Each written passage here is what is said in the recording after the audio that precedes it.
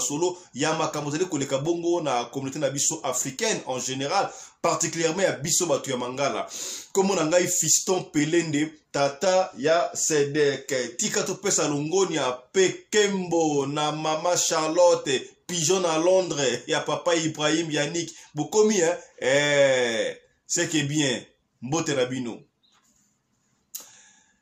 Bande goto ko banda émission oyo na communiqué nécrologique la communauté congolaise d'Afrique du Sud a annoncé déjà na nzela ya mon ami personnel commandant Congolais Anderson de Djobour que nous avons perdu notre chère petite sœur amie Lydia Kasongo ozalaki bongo mwana malamu Lydia Kasongo Stone ebembe ekobima lelo corps na ekobima lelo et va kolela yango et puis on va revenir na nzela ya mon ami personnel commandant à Congolais Anderson de Djobour pour na kopesa bino programme